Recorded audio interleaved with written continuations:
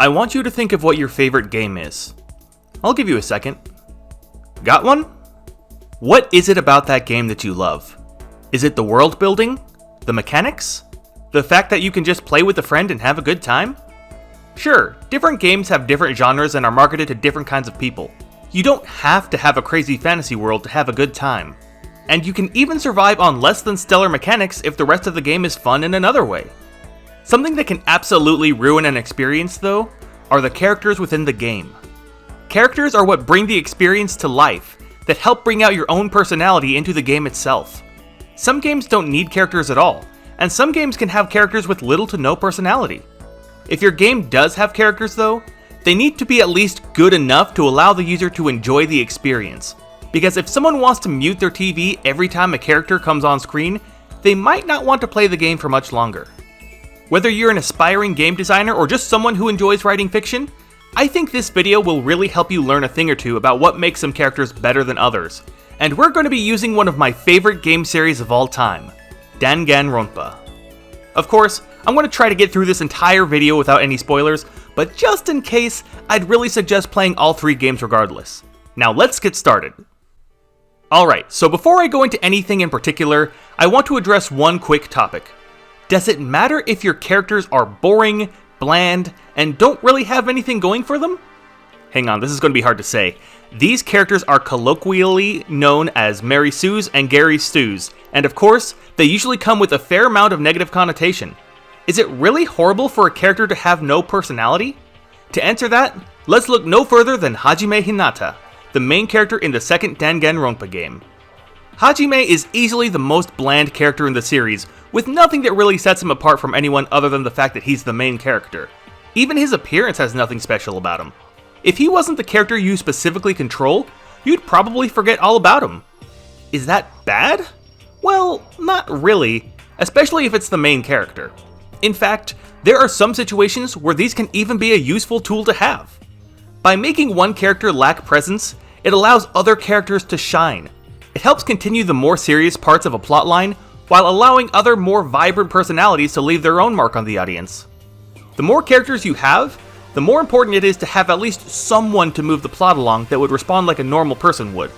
Otherwise, it can be a complete bombardment of personalities that will eventually overwhelm the person playing. Something you might notice is that the first Danganronpa game has characters with far less personality than in the other games, specifically because it's very plot-oriented.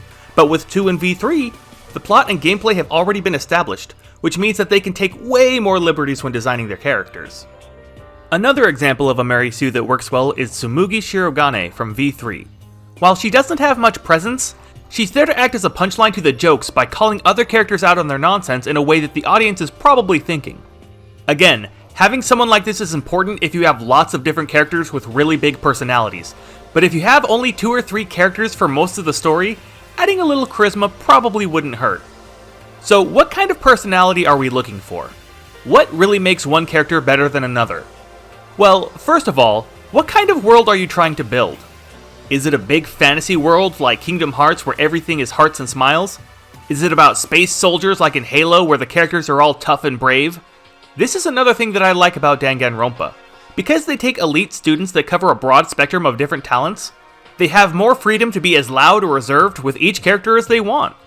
Some characters have talents that matter, such as Shuichi Saihara, the ultimate detective, whereas other characters have talents that we never see, such as Aoi Asahina, the ultimate swimmer. Some characters can be vulgar and rowdy like Miu Iruma, or quiet and calm like Sakura Ogami. The most important part is to know the setting before you decide to put a catty loli in the same environment as Master Chief. Okay, so you have your setting picked out and you've got a basic idea of how to shape your characters. What next? Well, the main thing you need to think about is what makes this person unique. What's their goal? How does that goal relate to the plot of the story? What was their upbringing like? These are all questions that I believe will help make your character better, but none are as important as, what are their flaws? Sonia Nevermind is a princess from a faraway land, but she lacks the cultural knowledge of the society that she's in. Kokichi tells a lot of lies, and sometimes it's hard for others to know when he's actually telling the truth. Byakuya is a dick, and because of that, he's difficult to work with sometimes. Flaws can be silly or serious, but no character can be perfect. Except Ibuki. She'll always be perfect. So going along with that, I believe that it's also important to see how a character progresses throughout the story. We want to see characters grow rather than fall apart, and if they do fall apart, we want to see some form of strength at the end of it. If a character breaks down and cries, we want to see how they recover, how they pick themselves up, how they brush the dust off of their knees and keep moving forward. One really good example I can think of just off the top of my head is Himiko Yumeno from V3. When the story first starts, she's really lazy and doesn't really feel like doing anything. But as time moves on, we see her start to grasp the situation and act more mature. She stops being a burden and becomes a person who legitimately wants to help however she can, even if it means just taking care of herself. Another example I really like is Fuyu Hiko from the second game. When he's first introduced, he's easily the worst character in the game for most people because of how unnecessarily rude and vulgar he is. But eventually, he starts to calm down and think of the team rather than just thinking about himself.